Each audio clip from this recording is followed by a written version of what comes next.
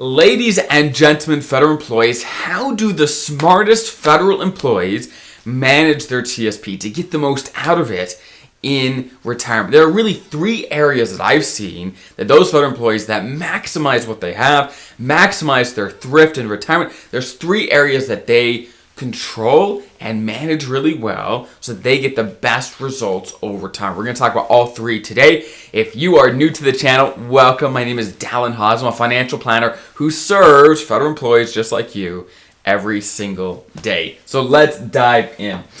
The first and unsurprisingly, one of the most important parts of how you manage your TSP in retirement is which investments you use. Being all in the G fund and all in the C fund or the F fund, whatever it may be, makes a massive difference in your results throughout your retirement. And what the smart federal employees understand is you should probably not be 100% G fund in retirement. Being too conservative in retirement is a problem, because what most feds don't understand is there's two different types of risk that you can take. There's the risk you take being in, let's say, something that's aggressive like the C fund that fluctuates, okay? When people see fluctuations, they see risk, okay? And that is a type of risk for sure. But what people don't see is the risk of being 100% G fund. The G fund, again, doesn't grow very much. It barely keeps up with inflation, if that, most years. And so the odds of you actually never running out of money and being able to take withdrawals over the course of your life actually starts getting very, very low. Where after inflation, your money is basically stagnant. So after withdrawals, your money's just getting pummeled every single year between your withdrawals and inflation if you're too conservative in retirement. So the smart feds understand you can't be too conservative. You don't want to be too aggressive, but you can't be too conservative either. So I have actually whole videos on this topic, but let me give you the short summary of what I recommend, a great strategy that works really, really well to find the balance for you, okay? Let me get rid of this chart here, and let me talk you through it, okay? So here is the idea behind a strategy you can use in retirement. Again, you can use whatever strategy you want, but here's a strategy that works really well for us and our clients, okay? So the idea is this. You need two sets of money, okay? You need money that is called short-term money, the short-term bucket. This is, by the way, if you ever want to Google it, it's called the bucket strategy, okay? Short-term bucket and long-term bucket. Basically, you need any money you need in the short term. Yes, that money should be safe. That money should be in things like G fund, maybe some F fund, things that are more conservative so it doesn't bounce around for you, okay? If you need it in the short term.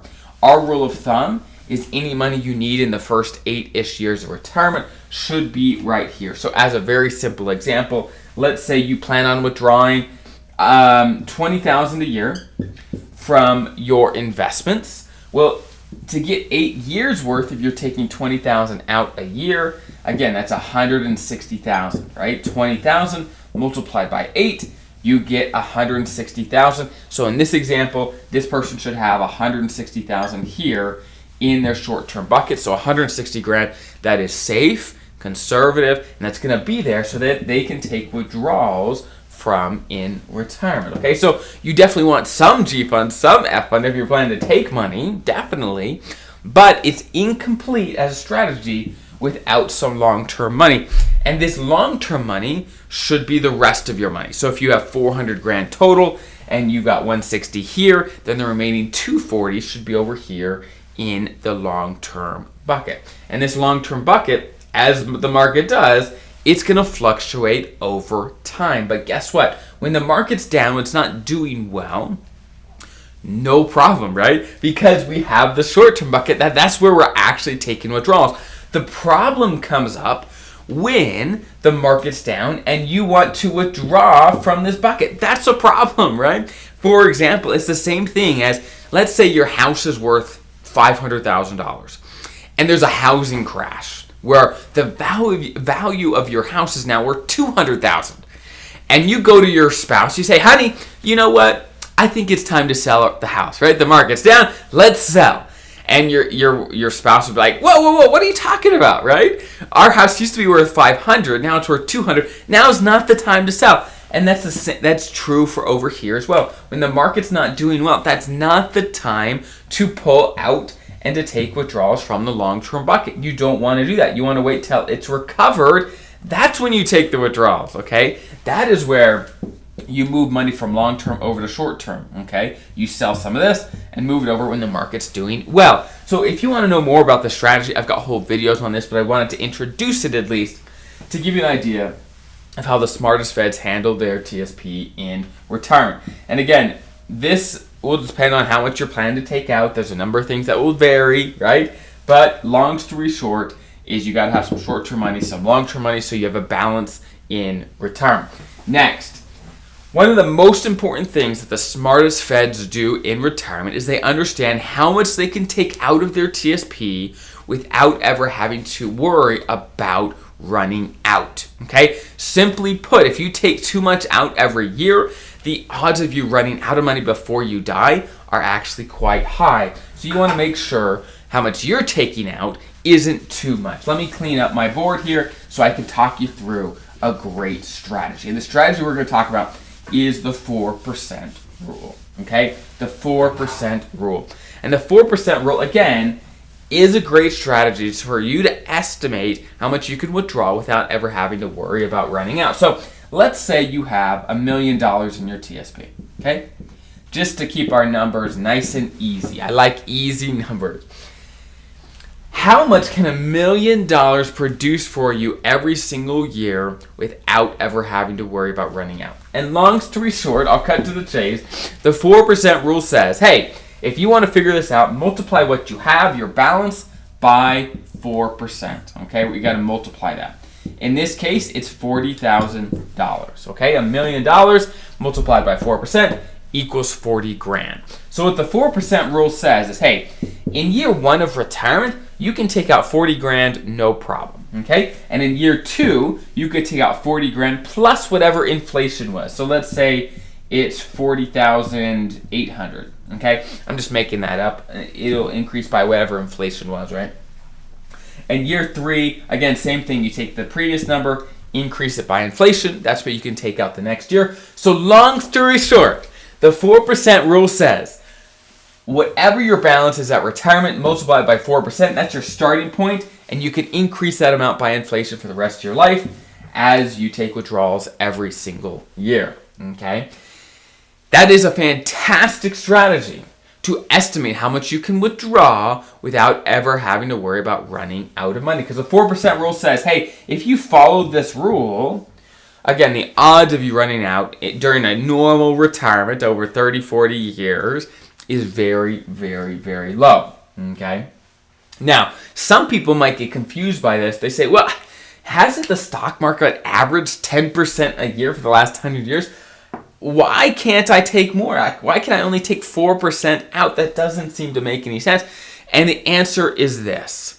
While on average, the stock market has averaged, let's say, 10% a year for the last 100 years, it doesn't do 10% every single year. If it did 10% every single year, then yeah, we could take out 10% a year and never get into our principal, and it would be perfect, right? But that's not how it works. Some years are down, some years are up. And so if there's a down year, especially a bunch of down years early in retirement, and you're taking out the 10% a year and that growth didn't happen, it means you're eating into your principal, and your principal, how much you have there, is going to get depleted really quick, and the odds of you running out are actually quite high. So they've done a bunch of studies, and again, the 4% rule is low enough so that regardless of what the market does early in your retirement, you're going to be okay if you follow these rules. So again, this main thing is to make sure you're not pulling out too much too early so that you never have to worry about running out, okay? Next, the next thing that the smartest feds understand without a doubt is the withdrawal options from the TSP. And there's really two different options, okay? Two different options. There's two sides. The first piece, the first side, is the TSP annuity. Okay, now when I say TSP annuity, I'm not talking about your FERS annuity, your FERS pension. That's separate, okay? This, your TSP annuity, is you can take a piece of your TSP or all of your TSP if you really wanted, and you can buy an annuity with it, which basically in a nutshell, it works like this. You take a lump sum amount of money, let's say 300 grand. You give it to an insurance company. If you're doing it within the TSP, it's actually MetLife. They're a big insurance company that provides these for the TSP. And they will guarantee you a monthly payment for the rest of your life or however long you set up the contract for. Okay? So as an example, if you gave them $500,000, 500 grand, they would guarantee you $4,000 a month for the rest of your life. They'd guarantee a monthly income source as long as you hand over that lump sum. Okay? And there's pros and cons. The big advantage is, hey, you don't have to worry about investing that money anymore. It's on them, regardless of what the market does. They're going to pay out what they said they're going to pay out to you. Okay, that's a huge advantage. It is simple. You don't have to worry about it. It's great. Okay, here's the big disadvantage, and this is what smart feds understand. Okay, once you make this decision, this is an irrevocable decision. Irrevocable.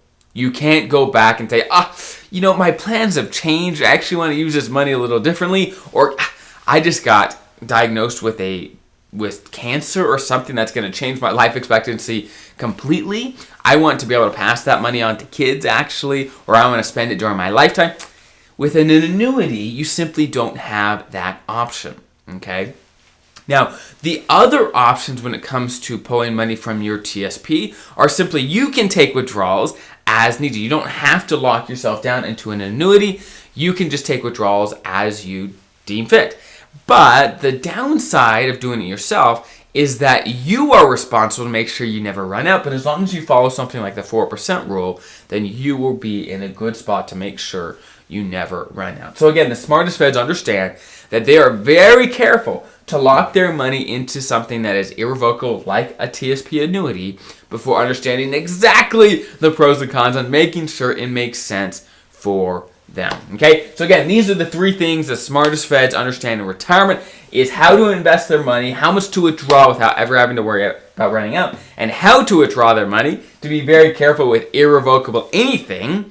Those are the three things that the smartest feds understand and make sure they do perfectly in retirement. Now, if you want help with these things, check out the description of this YouTube video. There's tons of helpful resources for feds just like you, so you can maximize your retirement and retire confident.